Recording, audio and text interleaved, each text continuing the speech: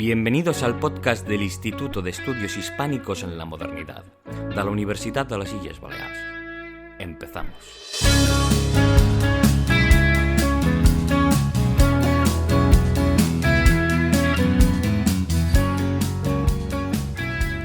Mientras grabábamos los últimos podcasts que dedicamos a las reinas de cine, nos entró el gusanillo por dedicarle uno completo a una de estas reinas, que antes comentábamos que no tiene, o creemos que no tiene ninguna película centrada en ella, siempre hace como un papel secundario, a veces un poco la mala de la historia. También esto un poco sanguinario todo. Sí, un poco sangriento, ¿no? Y entonces, pues nada, este es el podcast que le vamos a dedicar a María Tudor. Bueno, yo creo que María Tudor es un personaje que todavía exige de un redescubrimiento. Es decir, es verdad que en Inglaterra historiadores e historiadoras están haciendo pues biografías actualizadas, o sea, que se nota que hay un interés por recuperarla y que se ha demostrado que no era esa reina despiadada, sanguinaria, oscura, ¿no? Como se ha querido demostrar. Aún a día de hoy, yo creo que todavía queda muchísimo camino. ¿Por qué? Porque al final pues sigue pesando el Bloody Mary, es decir, la idea de María la sanguinaria o María la sangrienta, como decimos en castellano. Entonces, ¿qué ocurre? Que todavía queda mucho por hacer. Y aquí venimos nosotros dos a dar nuestro granito de arena. Bien, ¿qué sabemos sobre María? Bueno, María nace en una época como floreciente en Inglaterra, ¿no? Creo que nace en 1516. Sus padres son jóvenes, Enrique VIII, Catalina. Os recordamos que tenemos un podcast sobre esta pareja y todo el drama que hubo. Pero cuando nace María, ella es recibida con mucha alegría en la corte, por varios motivos. Los padres habían sufrido la pérdida de todos sus hijos, creo que habían sido 4 abortos antes de María, y la muerte del príncipe Enrique, que era el que se pensaba que realmente iba a ser el niño que iba a sobrevivir, ¿no? Pero finalmente no fue así, finalmente murió. Entonces, ¿qué ocurre? Que cuando llega María, al margen de que sea o no una mujer, me refiero en la época, ¿qué ocurre? Que es recibida con mucha alegría por sus padres. Además, se muestra como una niña que parece sana, está bien formada, y entonces su padre, el rey Enrique VIII, pues la recibe con mucha alegría. De hecho, la llama la perla del mundo, que es como una princesa bella, además bonita, muy querida, etc. Aquí viene la pregunta, antes de nada, de ¿realmente una niña podía heredar el trono de Inglaterra? Porque hay gente que cree que no. Sí que podía. Es decir, en Inglaterra no existía una ley sálica como ocurre en Francia y en la corona de Aragón, la antigua. En reinos como Castilla o como Inglaterra, las mujeres podían reinar. ¿Qué ocurre? Pues lo que hemos hablado en muchos podcasts. La idea de que una mujer heredase el trono no era tan atractiva como un hombre. Hay que tener en cuenta también, y esto es importante, que Inglaterra salía de una época oscura, de una guerra larguísima entre las casas de York y Lancaster, la guerra de las 2 rosas, que los Tudor habían accedido al trono después del asesinato de otro rey, de Ricardo III, con lo cual era una dinastía que, para bien o para mal, tenía las manos manchadas de sangre, aunque obviamente se vendía la idea de que, de hecho, a Ricardo III era el usurpador, era el rey que había asesinado a los príncipes, todo esto. Entonces, claro, María de pronto aparece como la perpetuación de la dinastía, tienes a 2 reyes jóvenes, además Enrique VIII era un rey muy guapo cuando era joven, claro, nos ha quedado el retrato de hoy. Catalina, además, es verdad que era un poco mayor que él, pero era una reina muy querida, es decir, se había adaptado muy bien a la corte. Entonces, pues nada hacía pensar que la vida de María fuese desdichada, como realmente sería, ¿no? Entonces, la princesa crece en un ambiente en el que impera el amor cortés. Enrique VIII disfruta, es un rey joven con sus caballeros, corteja de forma simbólica a la reina y sus damas, se hacen campeonatos, justas. Inglaterra está viviendo un momento, como digo, feliz.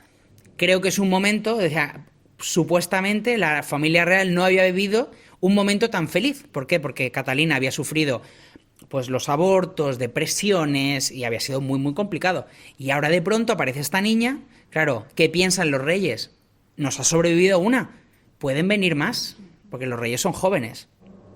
Entonces, pero sí que es verdad que a pesar de que María fue una decepción, entre comillas, para su padre sobre todo, el padre siempre se preocupó por ella, le quiso que se formara, que estudiara, que fuera una princesa digna, pues, de la casa de los Tudor, ¿no? Y para su madre fue un gran consuelo, porque al final era esa hija que le había sobrevivido, ese regalo del cielo que le habían dado, ¿no? Entonces María Tudor se crearía un vínculo muy fuerte entre Catalina y María que duraría hasta la muerte de Catalina. Como digo, pues María crece, es una niña... Dicen que fue una niña muy precoz, es decir, desde muy pequeñita ya participaba en algunas ceremonias de la corte, se había aprendido algunos bailes ensayados, aprendió latín, que era como la lengua culta de aquel momento. Luego tenemos que la reina Catalina intentó formarla con distintos pensadores de la época, pedagogos, o si se le puede llamar así, como Luis Vives, el español, que hizo un tratado sobre la educación de las mujeres. Obviamente, es una educación que hoy en día no la podemos contemplar porque es una educación con un carácter misógino, de dependencia de la mujer al hombre, de obediencia, pero hay que entenderla en la época en la que fue. Ese supuestamente era el modelo de mujer que pregonaban los grandes estudiosos, ¿no?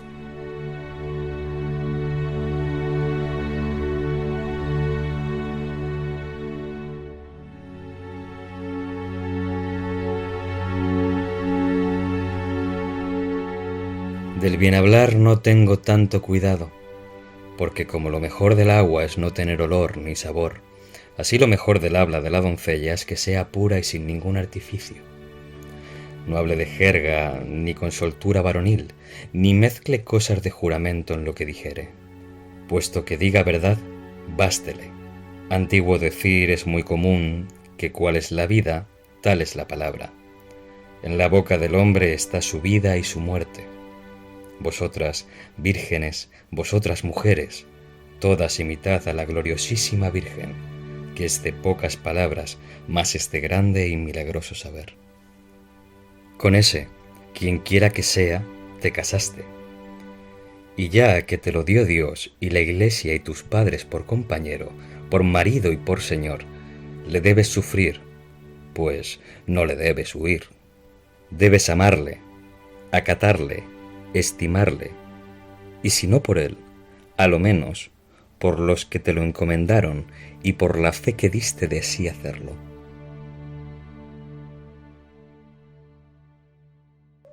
Además fue una niña muy obediente, fue una princesa que se esforzaba por aprender y sobre todo era una hija que amaba a sus padres desde muy pequeñita. Claro, ¿qué ocurre?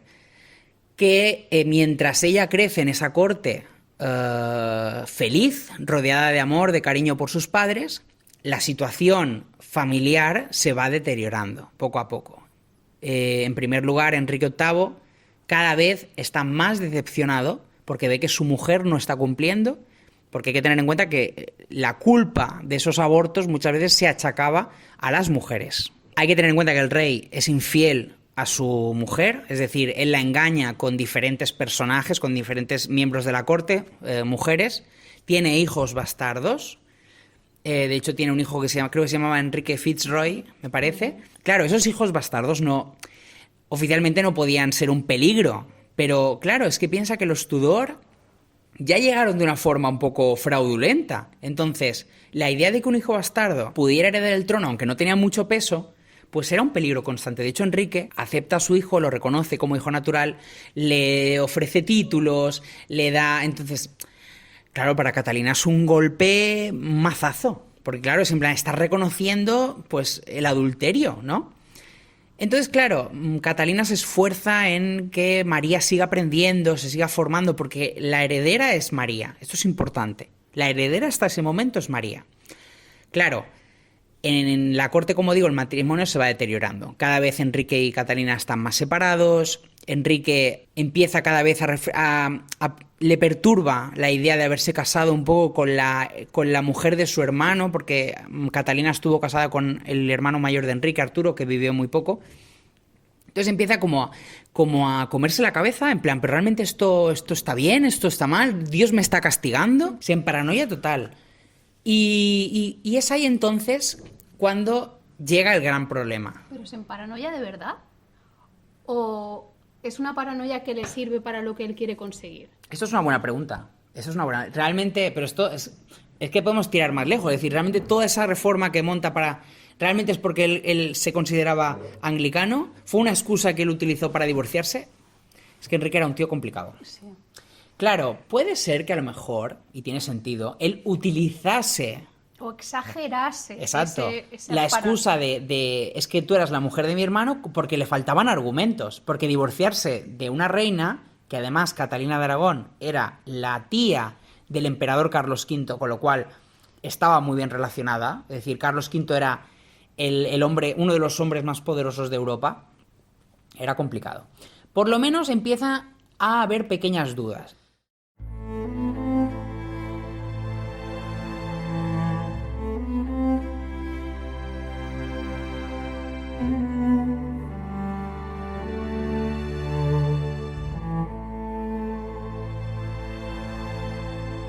Catalina de Aragón al cardenal Wolsey. De esta congoja puedo daros las gracias, mi señor de York, porque siempre me he maravillado de vuestra soberbia y vanagloria, y he aborrecido vuestra vida licenciosa, y no he temido vuestra prepotencia y tiranía, y por lo tanto, de la malicia habéis encendido este fuego, especialmente por el rencor que guardáis a mi sobrino el emperador, a quien odiáis más que a un escorpión, porque no quiso favorecer vuestra ambición de haceros papa por la fuerza, y por ello habéis declarado más de una vez que le molestaríais a él y a sus amigos, y en verdad habéis guardado la promesa. Por todas sus guerras y dificultades, bien puede estaros agradecido. En cuanto a mí, su pobre tía y pariente, la congoja que me habéis ocasionado con esta duda recién descubierta, solo Dios lo sabe, y a él encomiendo mi causa.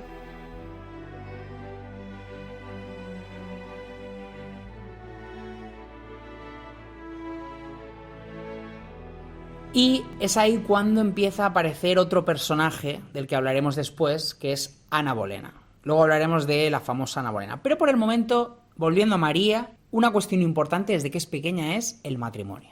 Una reina tiene que estar, una mujer, una princesa tiene que estar casada. ¿Por qué? Porque las princesas son un medio para conseguir alianzas, etc. Entonces se empiezan a buscar candidatos para casarla. Y hay dos grandes candidatos. Uno de ellos es el propio emperador Carlos. O sea, el sobrino de Catalina es un candidato a la mano de María. De hecho, Carlos es invitado a Inglaterra para ver a su tía. Para Catalina, vamos, es euforia total, ¿sabes? Que venga su sobrino, el emperador del Sacro Imperio. Entonces, se plantea la posibilidad de un matrimonio entre ellos dos. ¿Qué pasa? Que María es muy joven y al final Carlos se acaba casando con una princesa portuguesa, con Isabel. Y luego está la otra opción que a Catalina no le hace ni pizca de gracia, que es casarla con el hijo del rey de Francia. Aquí está el problema. ¿La casamos con el emperador, cosa que a Francia no le haría ni gracia? ¿O la casamos con el hijo del rey de Francia, que a Catalina no le haría ni gracia? Entonces pasará lo que pasa, que su matrimonio se irá dilatando, pero siempre será una cuestión pendiente. Y de hecho la idea de casarse era muy atractiva para ella. La idea, claro, ella como perfecta cristiana, perfecta católica, aceptaba la idea de un matrimonio. Y de hecho, yo creo que llegará a idealizarla. Lo veremos en los años más tristes de su vida, cuando realmente ella vea que no se va a casar nunca o crea que no se va a casar nunca. Pero por el momento, como digo, sus padres planteaban la idea de casarla y nada hacía pensar que su vida fuese a convertirse en un descenso a los infiernos como iba a ocurrir. Es curioso porque entonces su visión del matrimonio es totalmente... O sea, así como Isabel, su hermanastra futura reina, no lo veía como un problema no casarse. Claro. Para ella es como... Sí que es verdad, es muy de mujer cristiana, católica, lo de casarse para tener hijos. Es que claro, yo creo que también influye que, claro, Isabel, los precedentes de matrimonio que tiene son devastadores. Ella conoce un matrimonio, que es el de sus padres, que acabó con la muerte de su madre, que esto lo veremos después, y ella prácticamente no ha conocido a su madre. Claro, María, yo creo que se mezclan varias cosas. Desde pequeña la opción de casarse parecía muy atractiva. Y segundo, al final, cuando se enfrenta a... Es que no queremos hacer spoilers. Cuando se enfrenta a su gran papel en la historia, tener un compañero al lado, creo que es muy atractiva esa idea. Claro, pero aquí juegan varias cosas. Yo creo que juega un poco la idea de tener un compañero cumpliendo el papel de reina cristiana o de princesa cristiana. No le importaba compartir el poder. O por lo menos compartir su vida con alguien. Porque eso del poder es otro problema también. Isabel al final yo creo que fue diferente. En el caso de María, claro, son muy distintas las dos. Es que lo veremos. Al final María siempre fue una mujer devota, una mujer que tenía muy claros sus principios, que sabía cuáles eran sus deberes como mujer en aquella época. Esto es importante. En la época, la mujer al final... Esto es como muy influencia de su madre. O sea, sus madres... Creo que marcan muy bien luego los caminos que tienen Además, cada una. Es que no se parecen en nada. Exacto, son totalmente diferentes la una de la Porque otra. Catalina también era pues lo típico, ¿no? Como la perfecta esposa, Exacto. que siempre hace lo que tu marido te dice. Al Entonces, margen de María que, es muy así. Claro, al margen de que es verdad que Catalina también intervino más en política de lo que se ha querido demostrar, pero ella tuvo claro cuál era. Ella era la reina, era la esposa del rey de Inglaterra, ella tenía claros cuáles eran sus deberes y se lo intentó inculcar a María, incluso yo creo, cuando ya las cosas se habían torcido demasiado, ¿sabes? Entonces yo creo que al final la idea de un matrimonio pues era algo natural, era lo que se esperaba y ella llevaba pensando en esta idea desde que era pequeña. O sea, ella sabía que se casaría con un príncipe. Lo que no esperaba era lo que iba a ocurrir, que era que su matrimonio se iba a dilatar hasta el punto de que yo creo que ella se convenció de que jamás podría casarse. ¿Qué pasa luego cuando entra en escena Ana Bolena? Bueno, Ana Bolena es como un torbellino, o sea, revoluciona la corte. No solo ella, sino hay que tener en cuenta que Enrique ya estaba preparando un poco, es decir, ya no le parecía como extraña la idea de divorciarse, o por lo menos se lo había planteado, por una cuestión, por el tema de que no tienen hijos, solo tienen una hija, el tema de que con Catalina la cosa empieza a enfriarse, pero cuando aparece Ana Bolena se complica todo. ¿Por qué? Ana Bolena es una joven que en parte se ha criado en la corte de Francia, conoce los usos, la política de seducción que en la corte de la reina Claudia, que era la esposa de Francisco I, ella conoce, sabe seducir, es una joven más que bella, yo creo que es atractiva, una tía que sabe venderse, luce la moda francesa, que era muy sensual en aquella época. Entonces, ¿qué ocurre? Que Enrique queda prendado de ella y empieza a hacerle regalos que ella inmediatamente le devuelve, ¿no? Vale, y entonces vamos a María, que es lo que nos interesa. ¿Dónde está María mientras Enrique está intentando seducir a Ana Bolena? Bien, en ese momento, el favorito del rey, el cardenal Wolsey, de alguna manera intenta aislar políticamente a Catalina de Aragón. Ambos están teniendo una pugna política por el control del rey. Entonces, el cardenal Wolsey propone al rey una cosa que era absolutamente legítima y normal, pero que sabía que iba a dañar a Catalina. Todos los príncipes de Gales debían trasladarse a los territorios de Gales para gobernarlos como príncipes, porque al final era como su feudo, podemos decir, ¿vale? Entonces propone que la princesa María se traslade al castillo de Ludlow para gobernar las marcas, digamos, los territorios durante su periodo como princesa de Gales. Eso el cardenal Wolsey sabía que haría daño a Catalina porque era alejarse de su única hija a la que amaba.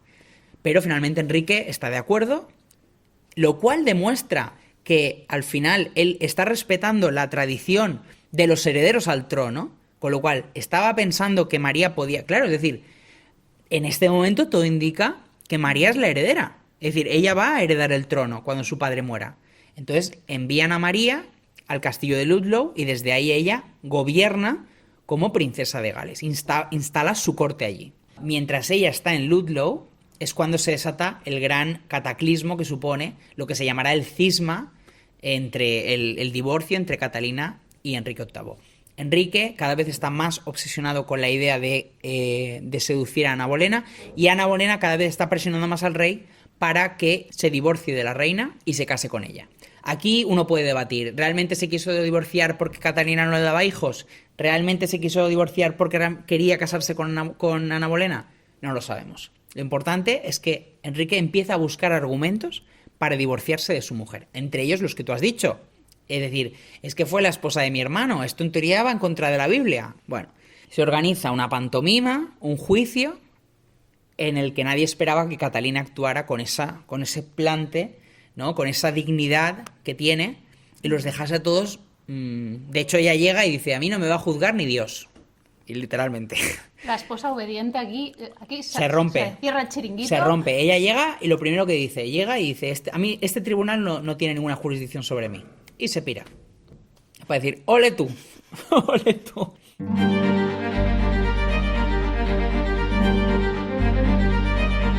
Si se puede probar que he dado ocasión para perturbar a mi señor o a su reino de alguna forma, deseo que no se trate mi castigo conforme a las leyes, pero si me dejara convencer por vuestros argumentos, entonces me difamaría a mí misma y confirmaría haber sido la ramera del rey durante estos 24 años, mientras el rey, mi señor, me tuvo por su esposa, como lo fui y lo soy. Soy también su súbdita, pero si el rey no me considera su esposa, no vine a este reino como una mercancía, ni menos para ser casada con cualquier mercader. Digo que soy su legítima esposa y casada legalmente con él, aunque yo no lo mereciera, y en este punto me mantendré hasta que el Tribunal de Roma, que intervino en su comienzo, haya determinado definitivamente sobre ello. Yo soy la reina, y reina voy a morir. En justicia el rey no puede tener otra esposa.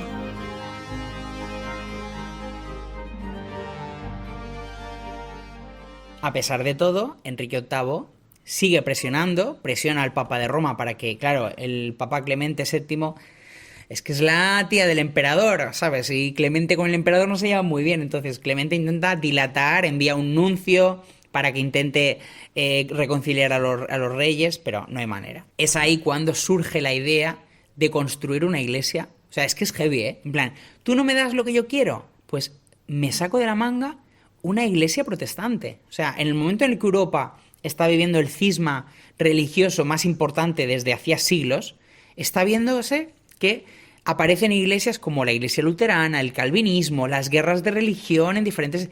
Y aparece este señor y dice: oye, pues yo también voy a fundar mi iglesia. Es que es heavy. Claro, ¿qué ocurre? Que desde el primer momento la iglesia anglicana es la más cercana al catolicismo, porque en opinión personal yo creo que Enrique jamás dejó de ser católico. Es decir, esa iglesia era una forma de reivindicar su poder, porque con el acta de supremacía se convierte en la cabeza de la iglesia.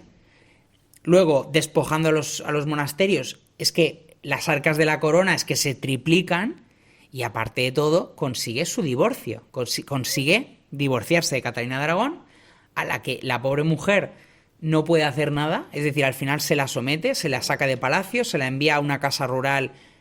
Claro, y luego lo heavy es que se la bautiza como hermana del rey. O sea, ya no eres la reina, eres la hermana del rey por tu matrimonio con Arturo, ¿sabes? O sea, te han dejado en el barro. Claro, ¿qué está pasando en Ludlow mientras ocurre todo esto? Pues que de pronto María se entera de que llegan funcionarios reales, por orden del rey, le dicen: oye, que tú ya no eres hija del rey. ¿Perdón? Tú ya eres una hija bastarda. La chavala se queda en plan: ¿pero qué me estás contando? Porque de pronto María, claro, como el matrimonio de Enrique y Catalina supuestamente es ilegítimo, todos los hijos que han tenido de ese matrimonio dejan de ser hijos legítimos, con lo cual María pierde sus derechos al trono. Y esto de la noche a la mañana. No puede comunicarse con su madre, a la cual la tienen aislada, no puede comunicarse con el rey, y ahí ella, claro, ahí es donde ella sufrió épocas de ansiedad, depresión. Además creo que tenía, según he leído en algunas biografías, reglas irregulares, menstruación irregular. Hombre, yo no sé si ya por una patología o porque realmente la situación era grave, era muy grave. Todo esto afecta muchísimo y marcará su carácter de cara al futuro. O sea, moldeará a la María Tudor que se conocerá después. Entonces, ¿qué ocurre? Que ella queda aislada en el castillo de Ludlow hasta que el rey decida qué hacer con su hija primogénita. Hay que tener en cuenta que solo tiene una hija legítima. Ahora ya no tiene ninguno, porque estaba Henry Fitzroy, y ahora está esta pobre chica. Ahora no tiene hijos legítimos. Se supone que será Ana Bolena, con la que se acaba casando, la que le dará esos hijos legítimos. Varones, además. Porque ya no quiere más mujeres. Ya no quiere más mujeres este señor. Entonces, ¿qué ocurre? Que tenemos aquí como un cuento de la Cenicienta, ¿no? Ana Bolena decide traer a María, a la princesa María, para ganársela. Porque sabe, en el fondo ella sabe, que Enrique sigue amando a su hija. Al margen de que haya hecho todo lo que ha hecho, ella sabe que Enrique sigue amando a su hija. Entonces preparan la vuelta de María Tudor. Eso llevará tiempo. Mientras tanto, para sorpresa de todos, Ana Bolena se queda embarazada. Se casa con Enrique, se convierte en reina de Inglaterra y cuando tiene al bebé, ¡anda! ¡Otra niña! Fíjate. ¡Otra niña! Entonces, claro, la siguiente decepción. Enrique ya dice, esto no puede ser. Esto es que alguien me ha hecho un malfario. Entonces, ¿qué ocurre? Pues que al final Ana Bolena ama a su hija Isabel, que será la segunda hija del rey, ama a Isabel y supuestamente la heredera al trono ahora es Isabel, porque es la única hija legítima que tiene. Has cambiado una heredera por otra. Exactamente. Seguimos igual. Seguimos con el mismo asunto, exactamente. ¿Qué ocurre? Que Ana Bolena trae a María Tudor, primero para tenerla vigilada, porque sabe el papel, claro, la gente sigue hablando. Ella es la hija de Catalina de Aragón, la legítima heredera al trono.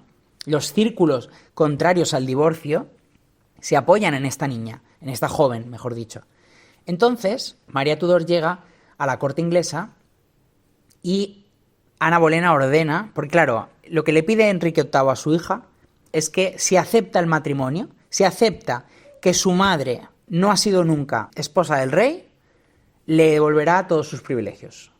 Esta es la condición. Ella tiene que aceptar que es una hija bastarda, tiene que aceptar que su matrimonio, el matrimonio de sus padres, es ilegítimo, carece de validez, pero María no. María es una chica, tiene el porte de su madre, ella está convencida, ella sabe que es hija del rey de Inglaterra y de la reina de Inglaterra, y se niega en rotundo a aceptarlo.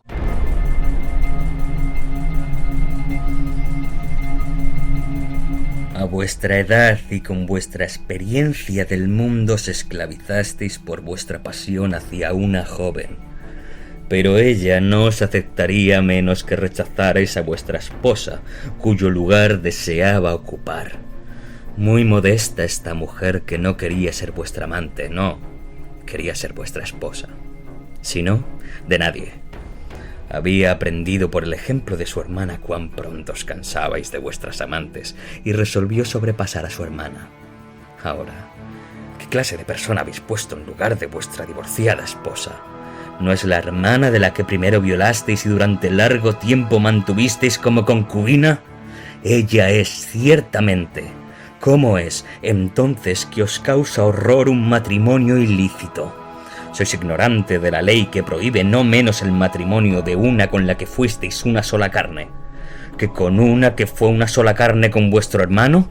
Si esa clase de matrimonio es detestable, también lo es el otro.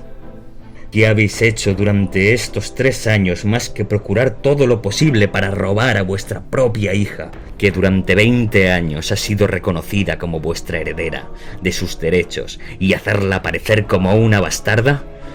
¿Qué padre nunca ha tratado de despojar a su hija legítima de su herencia y dársela a la hija de una concubina?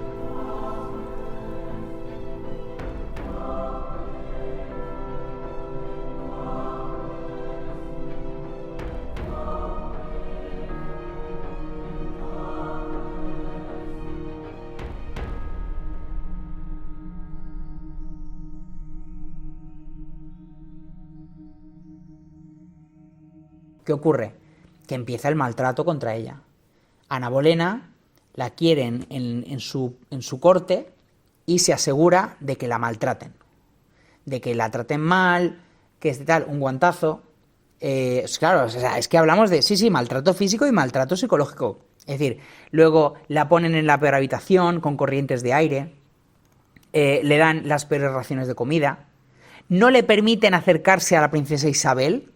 O sea, eso es, claro, porque supuestamente son enemigas, las dos princesas, las hermanas, no la permiten acercarse. Y entonces, claro, el rey se niega a verla, a su hija, no quiere ver a María, mientras no acepte el divorcio. Y claro, María echa muchísimo de menos a su madre, o sea, piensa en ella, reza por ella. En la serie de los Tudor hay una escena muy bonita, por ejemplo, que es que le dan un rosario que perteneció a su madre. Claro, recibe algunas cartas de Catalina. Y Catalina, que está sufriendo, ella en esta época creo que ya tenía el cáncer creo que murió de cáncer de pecho, ahora no me acuerdo. Creo que murió de cáncer. Sé que cuando Catalina estaba sufriendo su agonía, envía una carta a su hija en la que le pide que sea fuerte, que a pesar del sufrimiento, a pesar del maltrato y a pesar de las circunstancias, ella no niegue el matrimonio, no niegue lo que es. Incluso le llega a decir que caiga en el martirio, porque la vida al final, la vida católica, la vida de un católico, como era la de Cristo, es sufrimiento. Entonces, de algún modo justifica, o sea, prefiere que su hija, es que es heavy, o sea, si lo piensas bien, prefiere que su hija sufra y se mantenga firme y que caiga en ese martirio que la llevará al cielo, antes que reconocer la bastardía.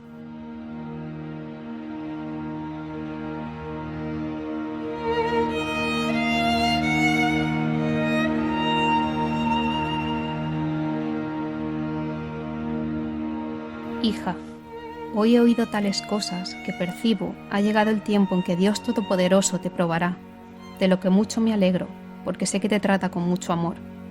Te suplico, aceptes su voluntad con corazón alegre, y estate segura de que no tolerará que perezcas si tienes cuidado de no ofenderle.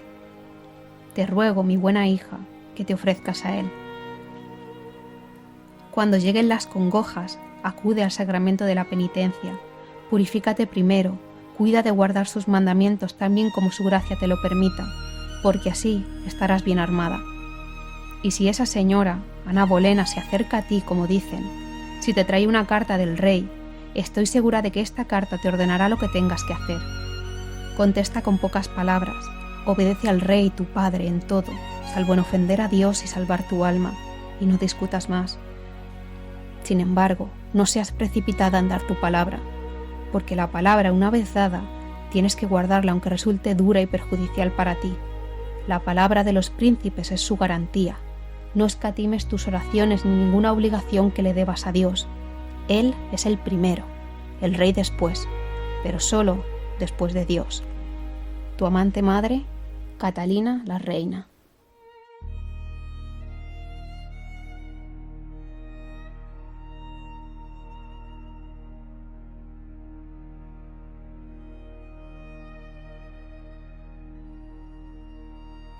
Entonces María crece, encima en la adolescencia, que es una época pues bastante complicada para todo el mundo. Si un adolescente sufre normalmente, pues imagínate un adolescente que sufre en estas condiciones, ¿no?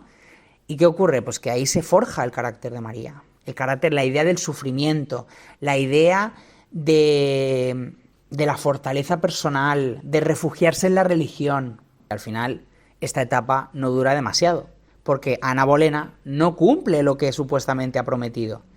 Tiene otro aborto y es cuando Enrique empieza a fijarse en otra joven, que será Jane Seymour, la tercera esposa.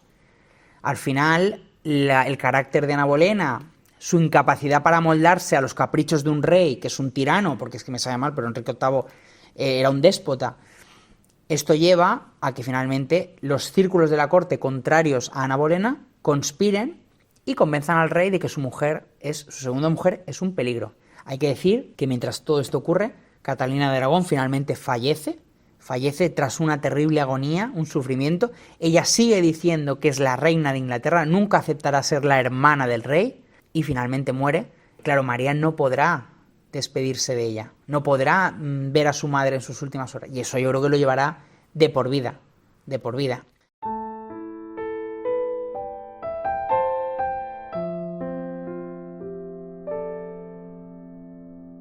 Mi amadísimo Señor, Rey y Esposo, ahora que se aproxima mi muerte, el tierno amor que os debo me obliga, hallándome en tal estado, a encomendarme a vos y a recordaros con unas pocas palabras la salud y la salvación de vuestra alma, que deberíais preferir a todos los asuntos mundanos, y antes que el cuidado y regalo de vuestro cuerpo, por el que me habéis arrojado a muchas calamidades y a vos mismo a tantas preocupaciones.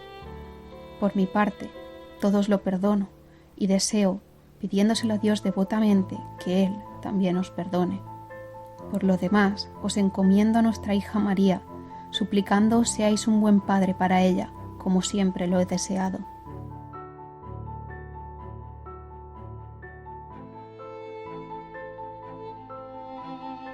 Muere Catalina y al poco tiempo, para sorpresa o no de muchos, Ana Bolena es juzgada y ejecutada por brujería.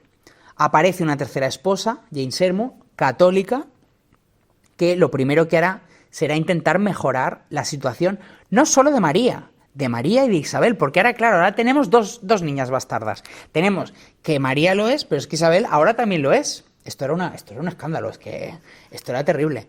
Entonces, de pronto tenemos a 2 niñas bastardas. Entonces, lo que quiere hacer Jane Seymour es mejorar la vida de las hijas del rey. Al principio Enrique se resiste, pero poco a poco, sobre todo con Isabel. Con María ahora es más proclive, pero con Isabel no, porque le recuerda, yo creo, a Ana Bolena. Claro. Entonces, los años en los que Jane Seymour es reina, que es un poquito, son años en los que hay cierta felicidad. María vuelve a la corte, ella pues acepta su situación al final.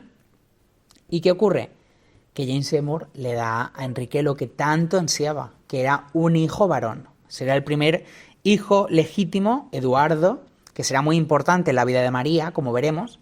Entonces, a partir de ese momento, Enrique tiene a su hijo varón, al heredero al trono que tanto ansía, el que terminará de unir a las 2 casas, el que traerá, que cumplirá la obra de Enrique. Hay que tener en cuenta que ahora tenemos una nueva iglesia que ha reforzado el papel de los reyes, y entonces, ¿qué ocurre? Pues que Enrique tiene grandes planes para Eduardo. Es Eduardo el heredero. María ya no es la heredera, ya no hay discusión. Además, María lo acepta, porque siempre había como ese derecho del varón a pasar por encima de las mujeres, ¿no? Entonces, la vida de María durante estos años en los que será un poco cataclismo de matrimonios, pues será una vida más o menos estable. Ella será una mujer siempre muy prudente, una mujer que intentará no enfadar a su padre, provocar su ira porque sabe de lo que es capaz.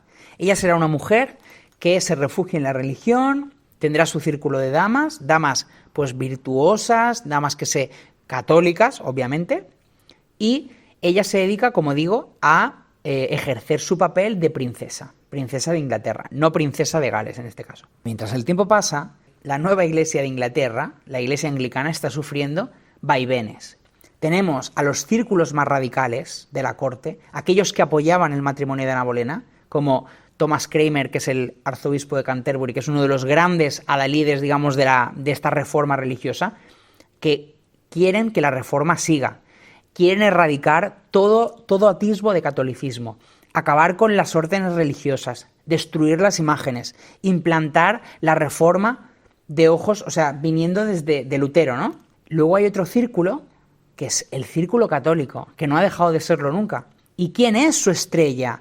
¿Quién es la que refleja esa permanencia del catolicismo? Pues es María, es la princesa, sobre todo en zonas como York, que nunca han dejado de ser católicas. El nombre de María Tudor, de la princesa María, es como hablar de una santa. Todos adoran a esta princesa y la consideran el ejemplo claro del catolicismo, lo que se llaman las viejas creencias, ¿no? Entonces, claro, María se empieza a convertir en el símbolo del catolicismo en Inglaterra. Ella es la que refleja mejor que nadie esa resistencia, en este caso pasiva, porque no puede enfrentarse a su padre, al catolicismo. Y entonces empieza a escucharse que si María heredase el trono, volvería el catolicismo. O sea, en la época en la que Eduardo era un bebé, que estaba creciendo, el futuro Eduardo VI, María Tudor ya era considerada un símbolo de la vieja religión, y si Eduardo moría, porque los bebés, la vida de un bebé era 50-50, ella reinstauraría el catolicismo. Con lo cual es importante porque de algún modo ya se la estaba alineando con la causa católica. ¿Y en qué habían quedado esas negociaciones de matrimonio para María? Bueno, al final, claro, todas estas negociaciones que se plantearon siendo princesa se interrumpen, porque al final ella es hija bastarda, o en plan, no tiene sentido casarla. ¿Qué ocurre? Que cuando muere Jane Seymour, aparece una nueva esposa, que es Ana de Cleves, que es luterana. Esto es importante porque, claro, a pesar de que el rey seguía siendo católico en su heart, en su corazón, realmente había una iglesia luterana, ¿no? Entonces se casa con una princesa luterana, con Ana de Cleves, lo cual el matrimonio es un desastre desde el principio. De hecho, se supone que ni siquiera llegaron a tener relaciones sexuales. Pero Ana de Cleves recibe la visita de un primo suyo, un príncipe de Baviera. Dicen que era guapísimo, además. Y parece que, a pesar de que es luterano, y María con los luteranos no se lleva bien, parece que congenian muy bien. Y se plantea la idea de casar a María con este príncipe, que Enrique VIII desecha la idea porque es luterano. A ver, chico, ¿te quieres aclarar? ¿No se supone que tu iglesia es protestante? No, pero es que al final Enrique con los luteranos pichi picha. Entonces, ¿qué ocurre? Que al final no se plantean propuestas, porque al final Enrique no va a casar a su hija con, por ejemplo, con el hijo del emperador Carlos, con el príncipe Felipe, que además en ese momento creo que estaba casado. Es decir, no se plantea la idea de casarla. Enrique quiere que su hija esté en Inglaterra. ¿Por qué? Quizás porque no se fía, porque sabe el papel que tiene María, no lo sé. Pero lo importante es que María va creciendo y la idea de un matrimonio no aparece por ningún lado.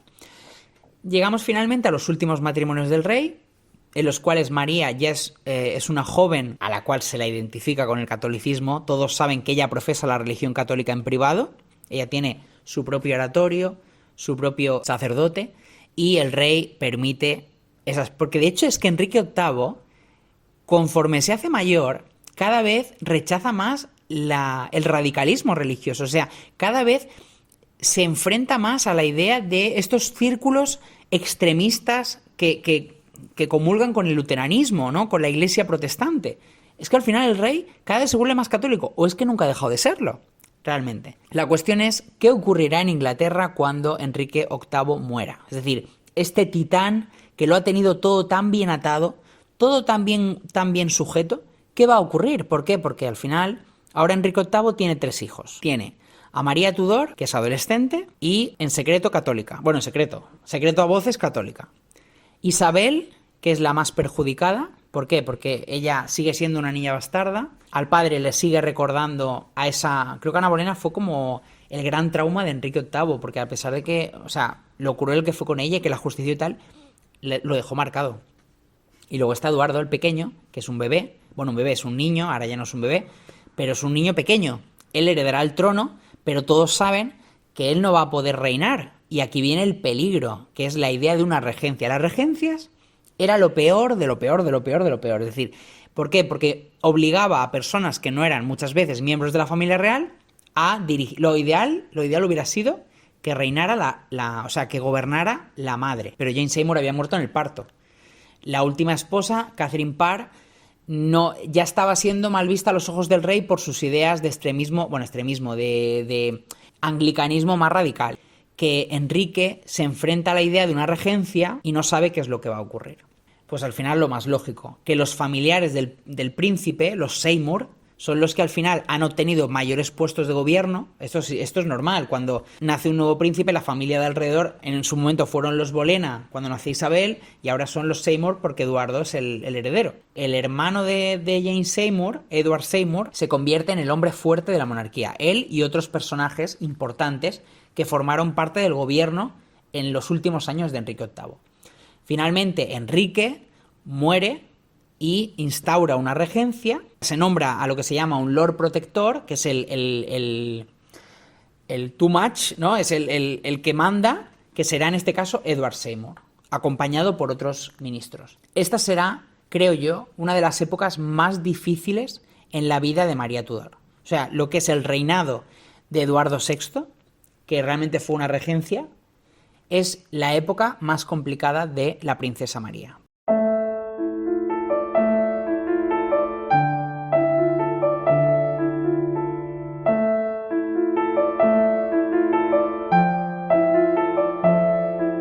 Sé bien, hija mía, que la fortuna te ha sido adversísima, que te he causado infinito dolor y que no te he casado como deseaba hacerlo.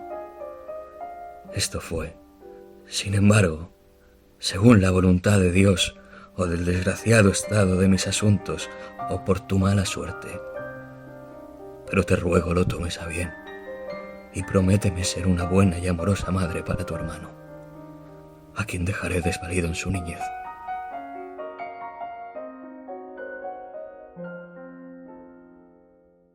Ahora María es la hermana del rey, ella tiene su propia casa, el Consejo de Regencia al principio intenta llevarse bien con ella, intenta permitirle que ejerza el catolicismo siempre que sea en privado, con su círculo de damas y su propio sacerdote, le permiten visitar al príncipe, el príncipe Eduardo adora a sus hermanas, sobre todo a María. María es su hermana mayor. Él es un niño, además dicen que Eduardo era muy cariñoso y adoraba a sus hermanas, sobre todo tenía un gran respeto por su hermana María. Le preguntaba cuestiones y le prometía guardar secreto, tratándola con tal respeto y reverencia como si hubiera sido su madre.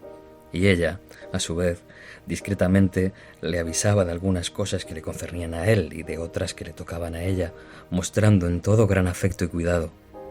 El joven rey lloraba porque los asuntos molestos no pudieran resolverse según su voluntad y deseo, y cuando el duque, su tío, la sometió a mayor rigor y a falta de libertad, él le pedía que tuviera paciencia hasta que cumpliera más años y entonces lo remediaría todo.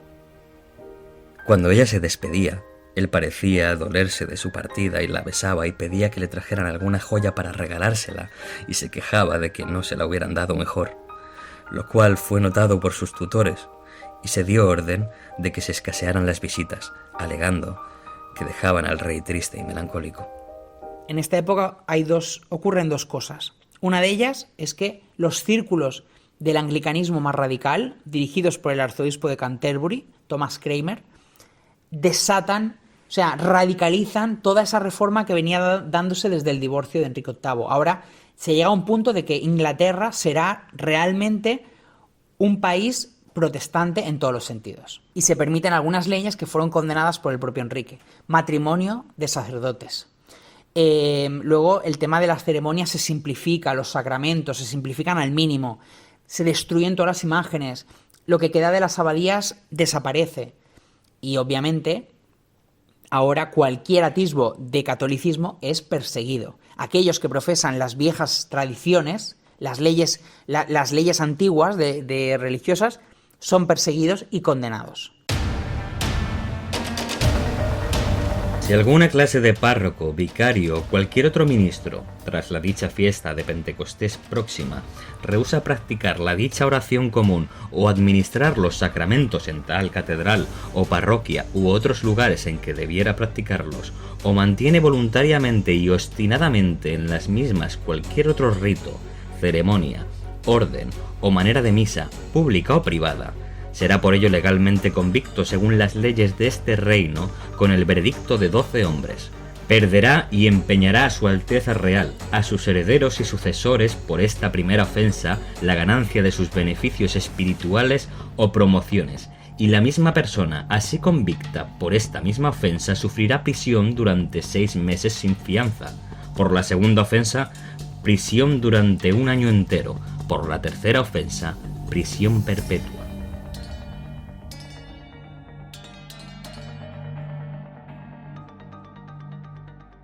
A María Tudor no se la toca porque es la hermana del rey. El rey la protege. Su hermano la adora y no quiere que se le haga daño. ¿Qué ocurre? Que Eduardo es un niño. Y al ser un niño, cada vez está más controlado y manipulado por los miembros del consejo.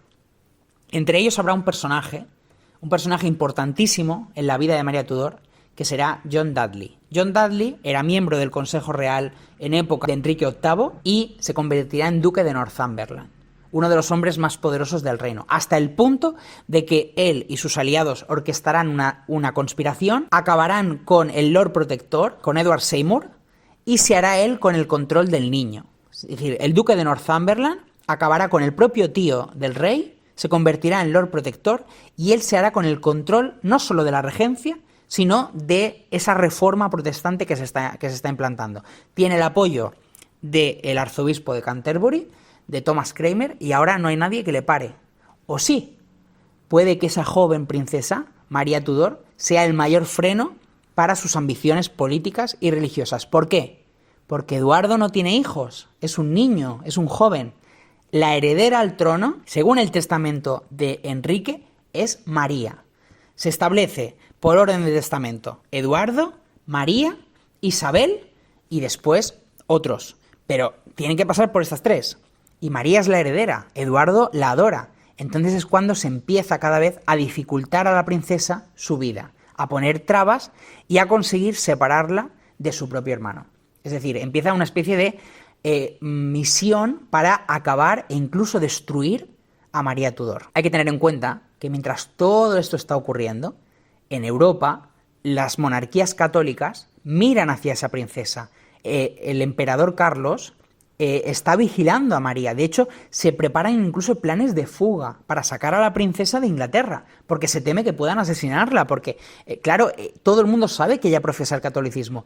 Sus misas cada vez son menos privadas. La gente de los pueblos se acerca porque saben que su capilla es la única donde se profesa el catolicismo. Entonces, los miembros del consejo, con el duque de Northumberland a la cabeza, temen la influencia que esta princesa puede generar. Y saben que si ella se hace con el trono, pues el futuro de Inglaterra, tal y como la conocen ellos y como la desean construir, se vendrá abajo. Saben que ella reinstaurará el catolicismo. Es hija de Catalina de Aragón, que fue una adalid del catolicismo.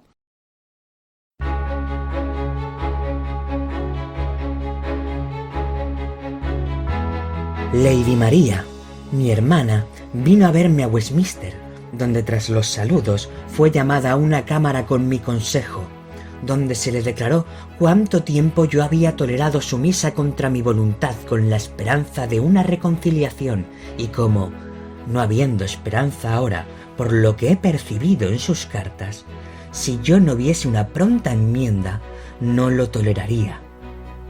Se dijo que yo no coaccionaba su fe, sino que quería de ella, no como rey que reina, sino como un súbdito, que obedeciera y que su ejemplo podría ocasionar también mucha inconveniencia. María contestó que su alma era de Dios y no cambiaría su fe, ni disimularía su opinión con palabras contrarias.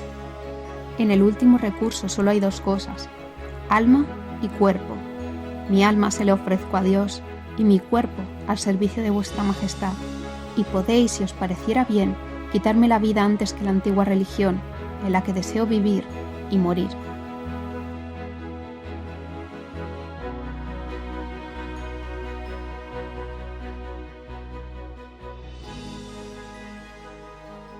En esta vida María Tudor vive una situación muy problemática. Yo creo que además estuvo sometida a una tensión brutal, ansiedad, épocas depresivas, porque teme que la puedan asesinar. Cada vez le dejan ver menos a Eduardo, la aíslan. Ella muchas veces se niega a asistir porque teme a esos consejeros al lado del rey, y es una época muy, muy difícil para una joven adolescente. Sigue siendo una adolescente ella todavía. El tiempo avanza y la salud de Eduardo cada vez se va deteriorando más. Cada vez él empieza a tener una enfermedad pulmonar, parece, y entonces es cuando todos temen qué es lo que va a ocurrir. Es decir, ¿realmente si Eduardo muere, la heredera al trono será María o no? Entonces, mientras Eduardo va empeorando, lo primero que se hace es ocultar su enfermedad. Northumberland aísla al joven rey para que nadie sepa que está enfermo y que incluso podría estar a las puertas de la muerte. Entonces, él va preparando sus planes dinásticos. Es decir, es curioso porque al final él no es ni miembro de la familia real, y él va haciendo sus planes para intentar que María jamás sea reina de Inglaterra. ¿Y qué es lo que hace? Busca entre los miembros de la familia real. No sé si sabéis, si habéis visto Los Tudor, hay un personaje que es Charles Brandon, que es el duque de Suffolk, que además lo interpretaba, ¿cómo se llama este señor tan guapo? Henry Cavill, que es Henry Cavill. ¿Qué ocurre? Que Charles Brandon estaba emparentado con la familia real. Él se casó con... ¿Quién era? Margarita, no, con la otra. Con María Tudor, con la hermana del rey. Y la descendencia, los Suffolk, eran miembros de la familia real. ¿Qué ocurre? Que buscan a una princesa, en este caso Jean Grey, que era miembro de la familia real, porque venía de este matrimonio, y la casan con el hijo del duque de Northumberland. Es decir, Northumberland casa a su hijo heredero, de la dinastía, digamos, con Jean Grey, que es princesa, digamos, porque está emparentada, está emparentada, es prima de las princesas María e Isabel. Al casarla, se preparan ante la posibilidad de que Eduardo muera. O sea, se está preparando. De hecho, Eduardo, que está enfermo, ha validado el matrimonio, etc. Claro, entonces, de pronto, Eduardo empieza a empeorar alarmantemente, se aísla completamente al rey, él muere, y es entonces cuando en unas horas tienen que prepararlo todo para acabar con la posibilidad de que María Tudor sea reina. Es decir, tienen solo unas horas para acabar con ella. Y es aquí, claro, donde comienza una fase en la vida de María en la cual solo hay dos caminos. O se convierte en reina o es ejecutada.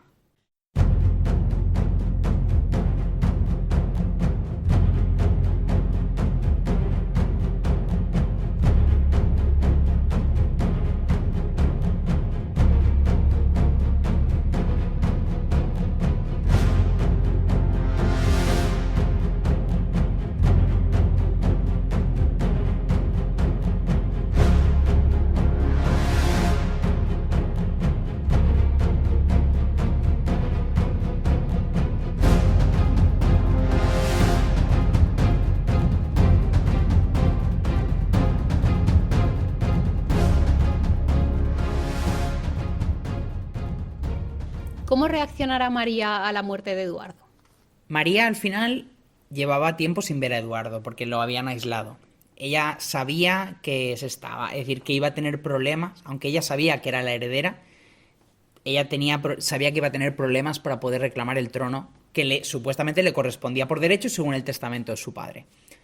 Entonces, durante las horas siguientes, claro, a ella le llega la muerte de Eduardo con retraso, porque el Consejo de Regencia intenta evitar, es decir, Lord Dudley, Northumberland, lo que quiere precisamente es preparar todo para proclamar reina. De hecho, es que en cuanto muere Eduardo, cogen a esta niña, porque era una joven, es que era una cría, y le dicen, oye, que a partir de ahora eres reina de Inglaterra, y la proclaman Juana I. Claro, la gente empieza a escuchar que hay una nueva reina, que es, claro, fíjate que no lo proclaman al marido, la proclaman a la niña, porque es la que tiene la sangre real. Entonces, de pronto la gente dice, pero no es María. No es, claro, además María tiene una imagen, todos conocen a la hija del rey, todos saben quién es María Tudor, ¿no? Entonces, sus aliados van corriendo a su casa para avisarla. ¿Por qué? Porque Lord Dudley hace dos cosas. Proclama a Jean Grey reina de Inglaterra y anuncia por todas partes que María Tudor e Isabel son bastardas, las dos. O sea, las saca las dos claro, no puede proclamar a una y a otra, ¿no? Entonces, las dos son bastardas. Tú me preguntarás, ¿Isabel qué hacía? Isabel fue siempre muy prudente. Ella vio que esa guerra no era suya. Al final ella se aísla. Claro, eso luego sería un choque porque, claro, María esperaba que su hermana pequeña le diera su apoyo. Pero Isabel siempre fue más sibilina. Ella se llevó muy bien con Eduardo, encima ella profesaba las nuevas creencias, era protestante. Entonces ella nunca quiso intervenir en todas estas cuestiones. Que María, al saber que el Consejo de Regencia la ha proclamado bastarda oficialmente cuando está en su testamento, en el de Enrique VIII, y además ha proclamado una nueva reina, ella lo primero que hace es ponerse en marcha. Sus aliados preparan el camino para convertirla en reina. ¿Qué se anunciaba? Una guerra civil. Es decir, es que se anunciaba, se pensaba que se iba a producir una guerra civil. Pero ¿qué ocurre? Que por cada pueblo, por cada villa, por cada ciudad por la que pasa María Tudor, es proclamada reina. Ella proyectaba como, al margen de que fuera católica o de la religión, ella era la heredera, era la hija del rey, de Enrique VIII. Que John Dudley haya manejado el trono a sus anchas, haya cogido a una joven, la haya convertido en reina. Claro, la gente no cree en este hombre, creen en la princesa María.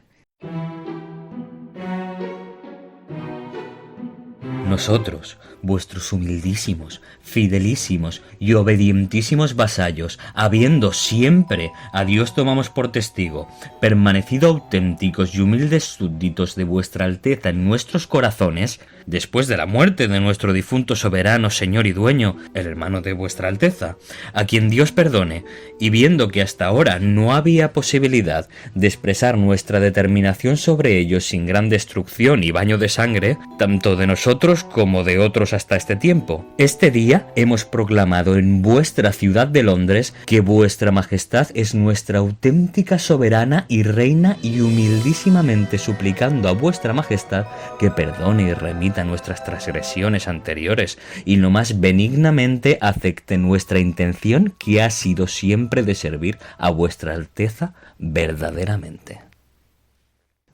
John Dudley se encuentra, esto en una semana, que cada zona por la que María pasa se proclama su partidaria, su leal. Los nobles, claro, detestan a John Dudley, se ha convertido en un tirano este hombre. Entonces, proclaman a María Tudor reina de Inglaterra. ¿Qué ocurre? En ese momento, John Dudley, el duque de Northumberland, prepara su ejército para una contienda final con María, es decir, esa guerra civil que se teme está a punto de estallar.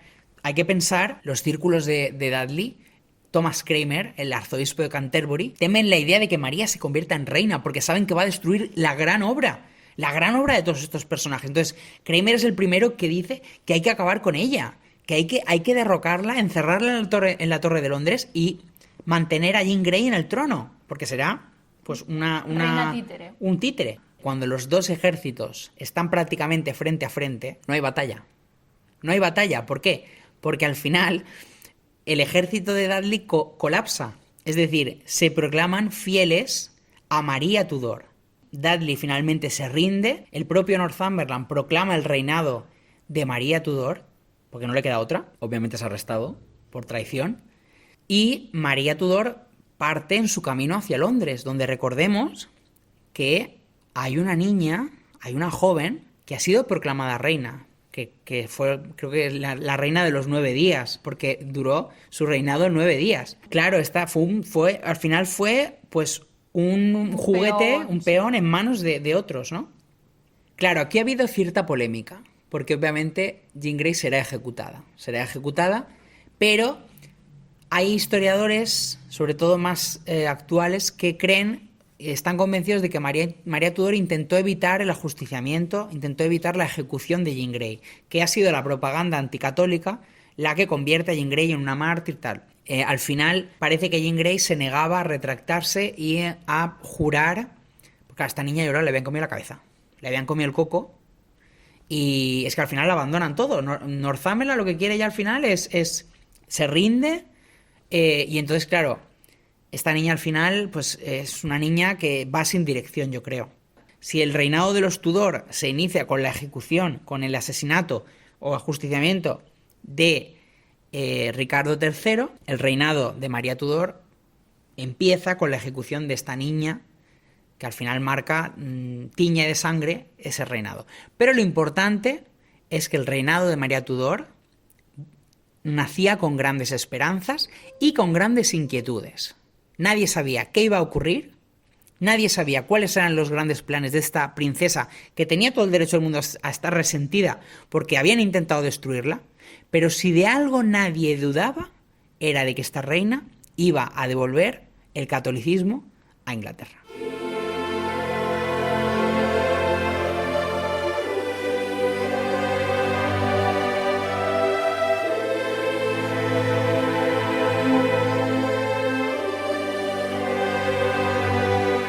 Cuando la proclamación se gritó por primera vez, el pueblo se sobresaltó corriendo en todas direcciones y gritando «¡Han proclamado reina Lady María!».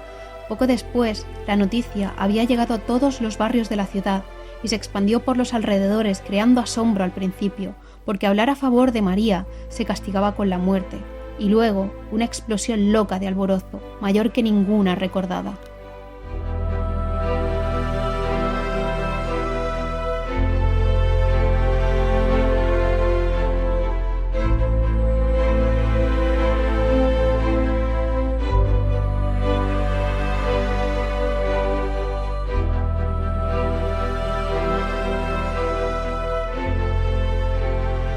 Y con este cliffhanger os dejamos hasta la segunda parte.